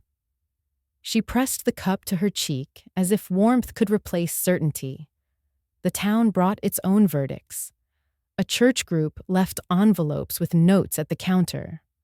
One read, "Thank you for holding the line without shouting." A retired teacher dropped off a scrapbook from our first year. On the inside cover, she wrote, "Places like this keep a town human." Some online comments were cruel. I printed none. I refused to decorate my mind with graffiti. Mark tried one more tactic. He emailed vendors claiming authority to approve renovations and copied me as if daring a response. Harris sent a cease and desist within the hour, citing the status order's language. He added a line that sounded like Richard. "Governance is not bluster. It is record." The inbox calmed. That night, the power flickered once. Pete checked the breaker and the alley. Nothing looked disturbed. We lit candles in the dining room and kept serving dessert. Guests clapped when the lights returned. I took it as an omen that resilience can be learned the way music is learned. One count at a time. Before bed, I walked the halls with the brass key at my throat and Rosa's whistle in my pocket. I paused outside room 12 and heard a couple laugh softly. I passed Richard's portrait at the landing and said his name. In my office, I opened my journal and listed the day's costs and gifts. Costs: credit tightened, sleep thin, daughter suspended between two worlds. Gifts: bookings up, staff steady, truth in motion. I ended with the sentence that has become my spine. Do not fight with rage. Fight with patience, with truth, with the law. Then I added a line minted from consequence. One word, at the right time, opens more doors than any key. I would meet the morning at the desk. Steady hands, clear records, and a promise kept to the man who trusted me always. When the house finally settled into quiet that evening, I sat at the desk with the brass key around my neck and the journal open. Consequences had unfolded like waves, steady and unrelenting. But now came the silence that forced me to look inward. I had spent days reacting to Mark, to rumors, to the weight of the court and the strain on Emily. Tonight, I needed to ask myself the questions no judge could answer. The first was simple in phrasing yet heavy in spirit. Was I protecting the hotel for Richard, for myself, or for something larger? The deed bore my name, but legacy is not just a line on paper. Legacy is how people remember who you were when storms came. If I surrendered under pressure, what story would linger? Widow bullied into silence. Mother who chose peace by letting go. Would that honor Richard's faith in me? Would that honor the decades we built side by side? The answer came like a tide. Love does not vanish when shouted at. Love stays in the bricks, in the staff's loyalty, in the way guests speak of home. Another question hurt more. Was I failing Emily by holding so firmly? A daughter caught between husband and mother is not just a figure of speech. It is a wound in motion. She had looked at me with eyes begging for compromise, and I had given her truth instead. Some nights I wondered if mercy might have been softer than justice. But mercy to one can be betrayal to another. I told myself silence was sometimes the most merciful answer, yet even silence is a choice that leaves bruises. I whispered a prayer that Emily would see one day that dignity is also a kind of love. I thought, too, of Mark. It would be easier if he were a villain with no story, but life is rarely that simple.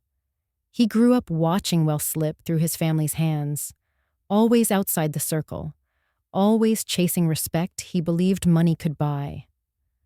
I could despise his greed, yet I recognized the hunger behind it.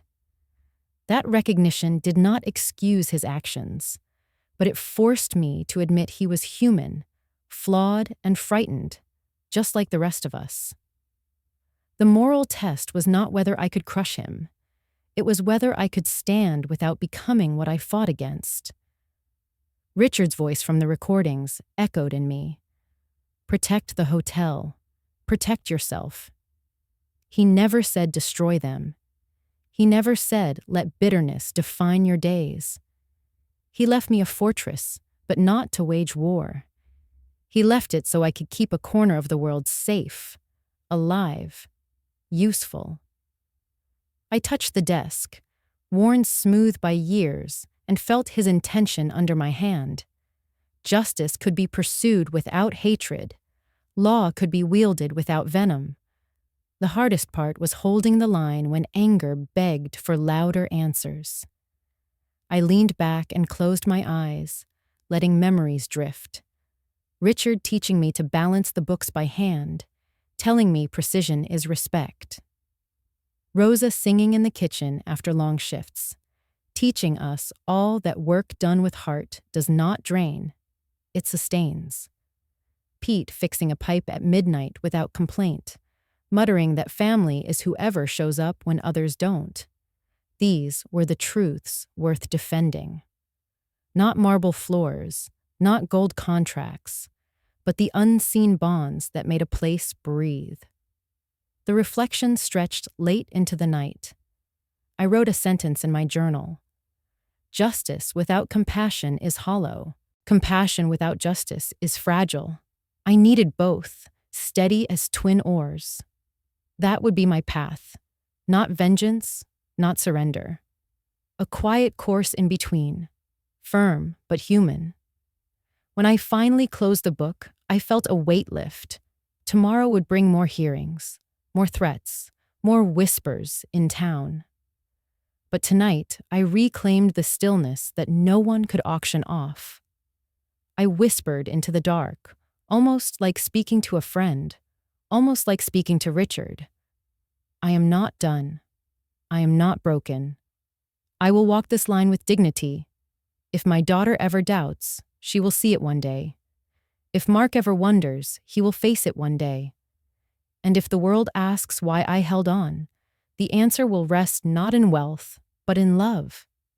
800 words, counted carefully, but more than that, a map traced in ink and silence. The morning after my long night of reflection, I walked into Richard's old office, the one I had avoided for weeks. Dust covered the shelves. His handwriting lingered on notepads half filled with lists. I had promised myself I would open every drawer one day, but I had always stopped short, afraid of what else I might lose by knowing. That day, something shifted. I reached for the bottom drawer and pulled until it groaned open. Inside was a slim folder, taped closed with Richard's precise care. On the front, in his strong script, was one word: truth. My hands shook as I peeled the tape away. Inside were letters, some addressed to me, some to Emily, and some with no name at all. On the top was a flash drive, labeled in the same hand. I slid it into my laptop and waited, the screen humming to life. Richard's face appeared once more, but his eyes looked softer, almost fatherly, as though he knew these words would not be about deeds or lawsuits. Joanna, if you are watching this, then you are standing where I once stood, between fear and courage. There is something you need to know, something I kept because I thought it might protect you, but silence can wound as much as noise. My breath caught. I leaned closer. He explained how the hotel had been built, not just with our sweat and savings, but with help from someone I had never spoken of. His estranged brother, Samuel, had lent him money during the early years. Samuel had walked away from the family long ago, bitter and silent. But when Richard was desperate, Samuel stepped in quietly, asking for nothing in return but secrecy. Richard had hidden this from me because he feared it would reopen wounds I never caused. He used profits from later years to repay Samuel fully, but Samuel never came back to reconcile. Richard had left records, payment slips, and letters from Samuel saying he did not want the money back. Only the knowledge that his brother's dream survived. I pressed my palm against the desk. For decades, I had believed Richard alone had carried us through those lean years. Now I saw the ghost of another hand, one I never knew existed in the story of my life. It shook me, but not with anger, with humility. This hotel was not only ours, it was also the quiet redemption of a man who had once abandoned his family and then, from the shadows, offered a lifeline. It meant the roots of this place were wider, tangled in unseen forgiveness. Richard's voice continued, "I need you to understand that truth is not always clean. If the court, if Mark, if anyone ever questions the origins of our fortune, you can show them these records. The hotel was not stolen, not tainted. It was a gift, reborn through reconciliation, even if that reconciliation was silent. Promise me, Joanna, you will carry this truth with grace. Do not let shame twist what was born of kindness." Tears blurred the screen. I whispered, "Richard, why didn't you tell me?" But I knew the answer. He wanted to spare me the weight of his family's pain. And yet now, in this late confession, I felt the wound heal in a way his silence never could. I turned to the letters. One was addressed to Emily. My hands hesitated, then folded the envelope closed again. That choice belonged to her. Another was blank. Inside was a single sentence. Love is not about never falling. It is about who extends a hand in the dark. I traced the words, the ink pressed deep by Richard's pen. The revelation struck me with force. All this time, I thought my battle was about money, land, inheritance. But here was the truth no one expected. Even broken families can leave behind seeds of grace, even in silence. Samuel's hidden generosity was proof, and Richard's trust in me to carry it forward was the unspoken burden and blessing. My role was not only to defend a deed, but to embody that grace, to hold power without cruelty, to answer lies with evidence, to let love be seen in the very act of standing. I closed the folder and sat still, the brass key cold against my skin. For the first time, I felt Richard not as a man gone, but as a guide beside me. The secret no one thought existed had given me more than leverage. It had given me perspective. Mark thought this fight was about ownership. The town thought it was about gold veins and profit margins. But I knew better now. This was about whether I could hold truth without letting bitterness corrupt it. It was about whether, after all the noise, love would still have the final word. I whispered into the quiet room. "Yes, Richard, I will carry it with grace." And as the sunlight touched the windows, I felt the weight of the secret not as a chain, but as a mantle, one I was finally strong enough to bear.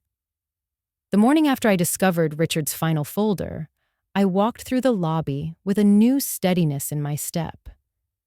It was not triumph. It was something quieter, something like belonging.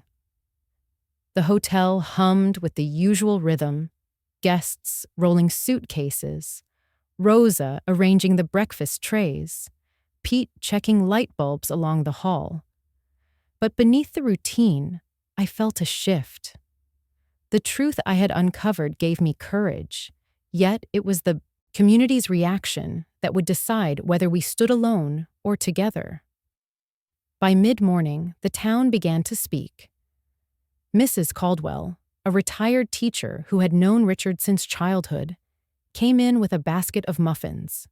She set it on the counter and looked me in the eye. "You don't owe anyone an explanation, Joanna. This place has stood as long as I can remember, and it's because of you as much as him. We're behind you." Her words cracked something inside me. I had braced myself for suspicion, but what came was solidarity. Later, the church ladies stopped by. They had once whispered doubts when rumors spread, but now they carried folded linens and fresh flowers, as if preparing the lobby for a wedding instead of a battlefield. "We can't fight in the courts," one of them said, "but we can make sure this place looks alive. If outsiders see life here, they'll know truth has roots." I thanked them with tears I did not try to hide. At noon, the Fishermen's Cooperative sent a delegation. Weathered men in caps and boots stood in the doorway like a tide of salt and sea. Their leader, Mr. Donnelly, handed me a signed petition. "We wrote this for the council. It says we trust your stewardship. Richard supported us when storms wrecked the docks. You've kept that faith. Now we return it." His hands, calloused and cracked, gripped mine with the force of a promise. Even the younger voices rose. A group of students from the local high school asked if they could hold a fundraiser on the lawn. They wanted to raise awareness about the history of the hotel and its role in keeping the town employed. Their enthusiasm stirred something I had almost forgotten: hope that the next generation could see value beyond money. I agreed, picturing lanterns strung across the porch, young laughter echoing against the old bricks. But not every word was kind. That afternoon, as I walked through the market, a man muttered that wealth always corrupts and that I was no different. His bitterness stung, yet before I could reply, another voice cut in. "Leave her be. You don't know what you're talking about." It was Margaret, a widow like me who had once struggled to keep her bakery alive. She faced him squarely, her apron dusted with flour. "If Joanna gives up, what chance do the rest of us have? She stands for all of us." He walked away grumbling, but the point had been made. The crowd nodded, and in their silence I heard agreement stronger than applause. By evening, the lobby had transformed. Guests lingered longer at the piano. Townspeople brought flowers, photographs, and stories. Someone pinned an old newspaper clipping on the bulletin board, the article about Richard hosting evacuees after the hurricane. Another taped up a faded picture of children building sandcastles during one of our summer festivals. The walls became a gallery of memory, proof that this hotel was more than property. It was community stitched into stone. That night, the staff gathered after close-in. Pete leaned against the counter. Rosa folded napkins slowly. Emily sat with her hands wrapped around a mug. She had returned, still conflicted, but present. "You know," Pete said, "Mark can hire lawyers and stir trouble, but he can't buy loyalty. Loyalty's earned, and you've earned ours. We're here, Mrs. Miller, whatever comes." His words drew murmurs of agreement. Rosa raised her head and added, "This place isn't just yours anymore. It belongs to everyone who's walked through these doors and found shelter." Emily looked at me then, her eyes soft, weary. "Mom, I didn't know people cared this much. I thought it was just a building, just money. But it's more, isn't it?" I reached across the table and held her hand. "Yes, sweetheart. It's always been more. It's where lives touch.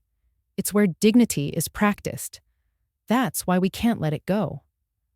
When I went upstairs later, I carried the scent of muffins, the echo of petitions, the warmth of hands held in solidarity.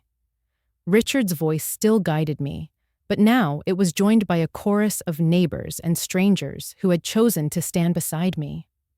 The truth no one expected, that hidden brother's gift, gave me strength. But the truth everyone could see, that community will rise for what it loves, gave me wings. I closed my journal with one final line for the day. Alone, I might bend. Together, we become unshakable. And as the surf crashed against the shore outside, I believed it with all my heart. The court battle ended with a ruling in my favor, but it did not feel like victory. It felt like exhaling after holding my breath for months. The judge's gavel was final, steady, undeniable. The hotel remained mine, the fraudulent claims dismissed, and Mark's attempts at intimidation recorded for the world to see. Yet as I walked out of that courthouse, I carried no triumph in my step. What I carried was relief, heavy and quiet, like rain after a long drought. The community gathered that evening on the hotel lawn. Strings of lanterns swayed in the breeze. Children ran barefoot, chasing each other between tables. The fishermen brought their catch. Rosa prepared her famous pies, and music drifted from an old guitar. No speeches were planned, but stories rose naturally, each one a reminder of how the hotel had stitched itself into the fabric of this town. I listened, not as an owner, but as a participant in something larger. Emily stood beside me, her hand slipping into mine. For the first time in months, her smile looked unforced. She had watched everything, the trials, the lies, the recordings, and she had chosen to stay. That night, she leaned close and whispered, "Mom, I see now why Dad trusted you. I see why this place matters." Her words were more healing than any verdict.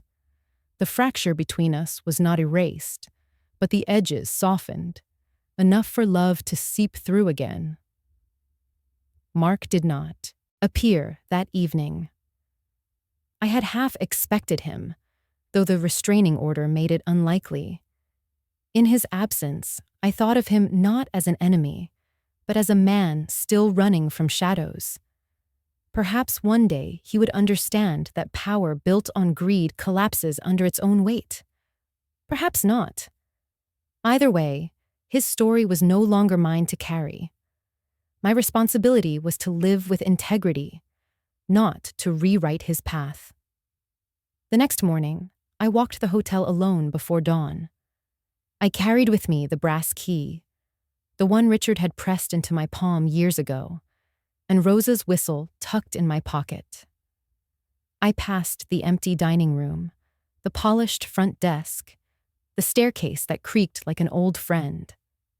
At the landing, I paused before Richard's portrait.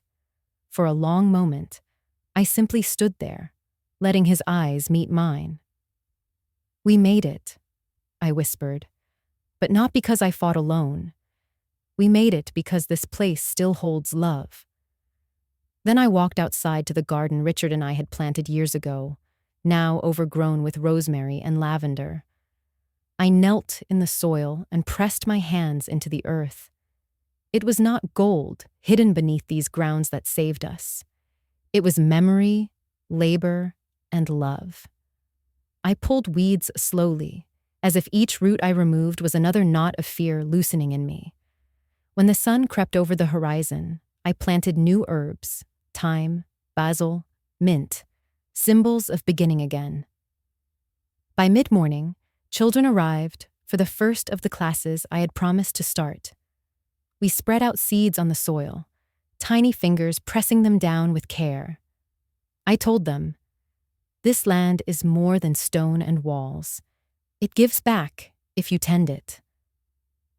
Their laughter filled the air, and in their joy I found my own quiet healing. They would carry forward what Richard and I had begun, not through wealth, but through knowledge and responsibility. That night, after the children had gone and the lanterns dimmed, I sat on the porch with Emily and Pete. The ocean roared steady in the distance. Emily leaned her head on my shoulder. Pete told stories of his father, how he had taught him that service is dignity, no matter who notices. I realized then that the hotel's truest treasure was not hidden in vaults or surveys. It was the way it taught each of us to endure, to care, to belong. In my journal, I wrote the words that have been echoing inside me since the day Richard died. Legacy is not about what you leave behind in wealth. It is about who you leave standing strong. That was the lesson Richard gave me, the one I now passed on to Emily, to Pete, to the children in the garden, to anyone who walked through our doors. I closed the book, exhaled, and allowed silence to settle around me. Not the silence of fear, but the silence of peace. The kind that follows storms, when the air is clear and the sky opens wide. I knew there would be more trials ahead, more struggles to face, but I also knew I was not alone. The hotel stood. The community stood. I stood. And as I laid the brass key on the desk beside Richard's portrait, I whispered the final line of the story we had written together. It was never about the walls, Richard. It was about the love that filled them. The final chapter of this long season of my life did not arrive with fanfare or victory banners. It came with quiet mornings and the smell of coffee drifting through the hotel kitchen. I woke one day to find the lobby alive with guests. Rosa humming as she arranged flowers, Pete laughing with the maintenance crew, and Emily carrying a stack of linens with a steadiness that had returned to her step. In that moment, I realized the war was over. Not because the courts had ruled, or because Mark had disappeared into his own shadows, but because peace had chosen to settle here again. I walked outside to the veranda and watched the ocean roll in and out, its rhythm unchanged by human quarrels. The brass key rested around my neck, cool against my chest. I thought about all the storms this place had endured, hurricanes, financial strains, betrayals, and how it still stood. Not because it was indestructible, but because love had anchored it deeper than greed could reach. Richard's voice no longer echoed through hidden recordings. It lived instead in the way the staff smiled, the way guests called this place home, the way Emily leaned into me without hesitation. The town continued to stand beside me. The fishermen delivered their catch with pride. The teachers brought students for tours of the gardens. The church ladies organized teas and recitals on the lawn. Bit by bit, the hotel became not just mine, but everyone's sanctuary. Even the whispers of suspicion died out, replaced by stories of resilience and community. I did not need to defend the place with anger. Its walls spoke for themselves. Mark remained a shadow at the edge of our lives.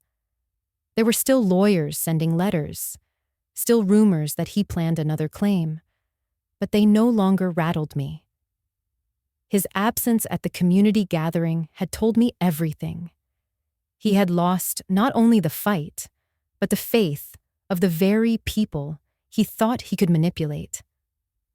I prayed for him, not out of pity, but out of hope that he might someday learn what Richard had always known, that love, not power, is the only legacy worth leaving.